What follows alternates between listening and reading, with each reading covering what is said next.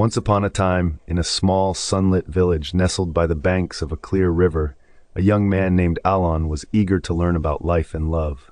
He was a dreamer, often imagining the perfect love he would one day find, and he longed to learn from the wisest person he knew, the philosopher Socrates. One bright morning, Alon approached Socrates as he sat on a stone bench, reading and watching the townspeople pass by. Alon, with eyes full of questions, bowed respectfully and asked, "Master Socrates, I want to know the secret to finding true love. How will I know when I have found the right person?" Socrates closed his book, looked thoughtfully at Alon, and smiled. "Ah, love," he said, with a gentle twinkle in his eye. "Love is like a journey through a wheat field, my boy. I have a task for you." Alon listened intently, captivated by the wise man's every word. Socrates continued, "Beyond the river lies a vast golden wheat field. I want you to walk through that field and find the finest, tallest stalk of wheat. But there are two rules. You may only pass through the field once, and once you've walked past a stalk, you cannot turn back to it. Bring me the finest stalk you find, and I will teach you about love." Alon felt a rush of excitement and hurried off towards the field, determined to bring back the most perfect stalk of wheat Socrates had ever seen. He crossed the gentle river, its cool water lapping at his feet, and stepped into the golden field, where the sunlight made the wheat glow with a warm, inviting light. As he walked, he saw many stalks that looked strong and tall, their golden heads heavy with grain. Alon thought to himself, "This one is lovely, but I bet there's an even better one just ahead."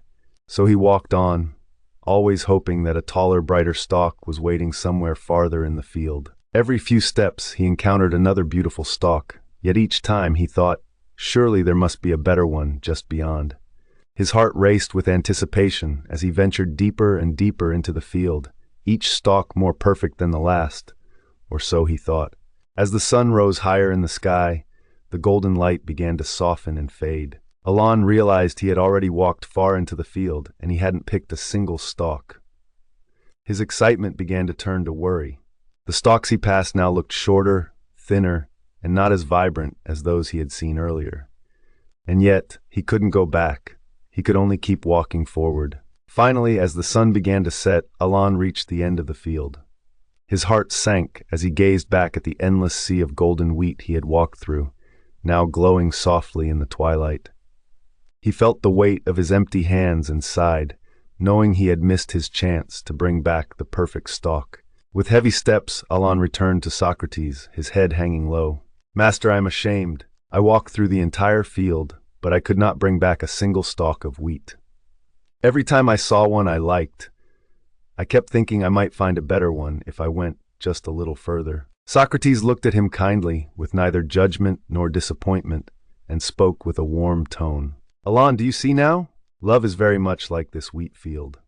Alon looked up, his brow furrowed in thought. Socrates continued, "In life, as in love, there is a temptation to keep searching for the perfect one, always imagining something better is just beyond. But as you walk through the field of life, there will be many moments when love presents itself, beautiful, golden, and real.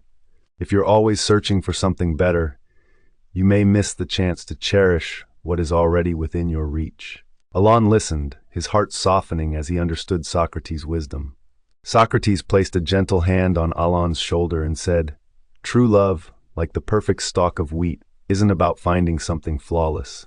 It's about seeing beauty and value in what you find and choosing to cherish it. When you find love, don't keep searching for something better.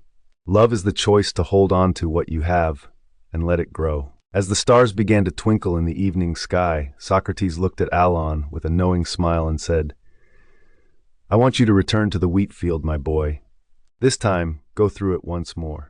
But when you find a fine stalk of wheat, one that feels right to you, take it. Do not look back and do not question your choice." Alon nodded, feeling wiser yet still curious, and set off once more across the river, which shimmered like silver under the moonlight. As he entered the field, the wheat now softly rustled in the evening breeze, each stalk swaying gently as if bowing in welcome. Soon, Alon spotted a stalk that was tall and strong, its head full and golden. He remembered Socrates' advice and thought, "This one is beautiful, just right," and he carefully picked it, feeling a surge of pride in making his choice.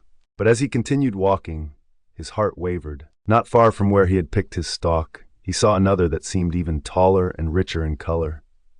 It gleamed in the moonlight, nearly calling to him. Alon's mind began to race. Perhaps I chose too quickly, he thought. Maybe that one would be even better. But he reminded himself of Socrates' words. He took a deep breath, looked at the stalk in his hand, and gently brushed its soft grains with his fingertips. It was lovely, strong, and golden. He realized it was everything he needed, even if there might be others in the field that looked finer or grander from a distance. When he finally returned to Socrates, Alon held out his chosen stalk proudly, his grip steady, his heart calm. Socrates smiled, seeing Alon's newfound peace, and asked, "Did you find others that looked finer as you walked?" Alon nodded slowly. "Yes, teacher. I saw others that were taller and richer in color. But I remembered your lesson. I chose this stalk, and I decided to be content with it. I see now that if I kept looking, always wondering if there was something better, I would never truly appreciate the beauty of what I have." Socrates' eyes shone with approval as he listened to Alon's words. "Ah, now you begin to understand," he said gently. "In love, as in life, there will always be the allure of something finer, someone who seems more dazzling, something that feels more exciting. But true love, Alon, is the choice to hold on to what you have chosen. It is knowing that while there may be others that catch your eye, the one you hold is enough. It's a promise to yourself to nurture and cherish what you've already found, rather than forever seeking more." Alon looked at the stalk in his hand, feeling a deep sense of warmth and gratitude. He realized now that the stalk of wheat wasn't just a symbol of love, but of commitment, the willingness to let go of endless possibilities and embrace the beauty of one choice. Socrates continued, "Love is the willingness to look past what may appear finer and grander, to hold on to what already fits your heart. For every time we choose, we let go of other paths, other people, and other possibilities. True love is not just about choosing, it is about staying with what you've chosen." With these words, Alon understood that love was not only the act of finding, but also the art of holding. It was about walking through the fields of life, and in the face of endless choices, being able to say, "This is enough.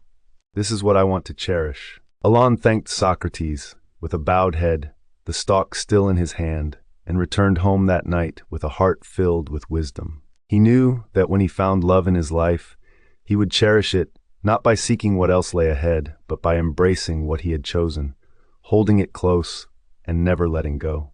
And so, Alon lived his life not as a restless seeker, but as a faithful keeper, finding beauty not in the endless search, but in the simplicity of a single steadfast choice, just as Socrates had taught him.